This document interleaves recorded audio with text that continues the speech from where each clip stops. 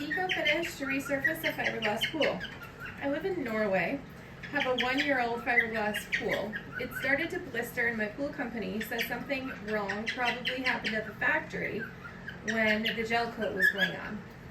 The pool is now in the ground in my garden, so what options do we have? The pool company suggests they use Eco-finish to fix the pool. To apply a new gel coat is harder when the pool is in the ground. This year they've just started with Eco-finish, so I'm a bit afraid that they don't have experience with the installation. There are small blisters all around the pool, not just a small area. What are your thoughts? Okay, so what I know about fiberglass manufacture is that as you layer these layers of fiberglass together, and you basically are gluing the layers together with resin, there's occasion where you get pockets inside that create those blisters that show up later. Either it's a gas expanding as something's curing and it forces and creates bubbles.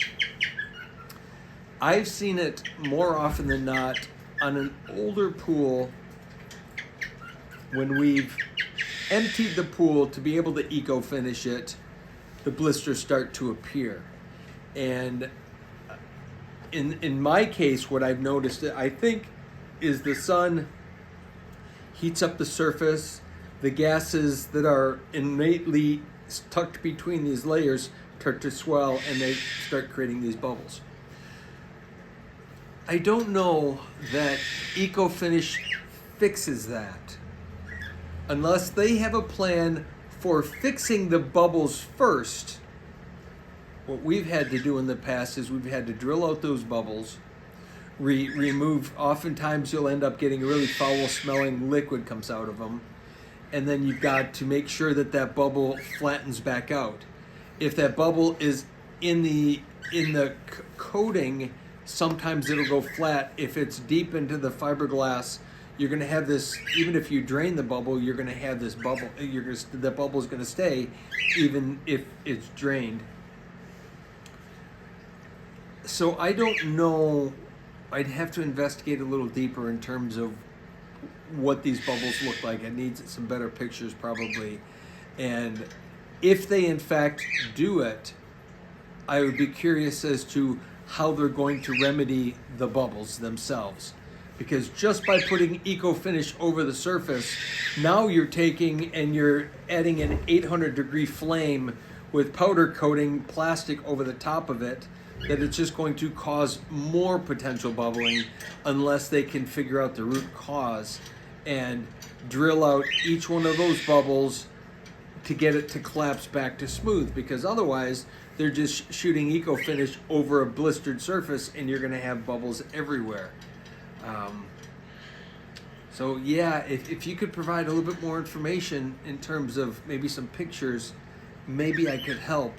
But unless they've specifically been trained to drain those bubbles, by literally what we've done in the past is drilled out each little bubble and drained the material that seems to have collected inside there.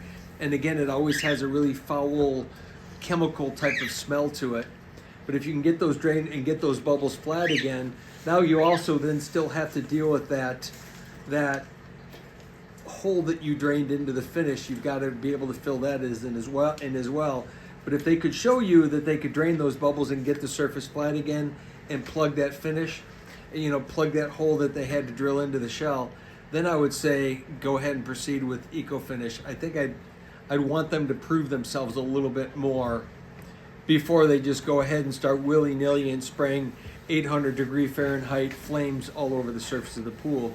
You may end up with a much bigger problem. So I guess I would ultimately suggest that you have them prove that they can remedy the bubble situation, and by showing you what they plan on doing, and then if that seems to work and you're comfortable with it, then you can move into the actual refinish the whole pool.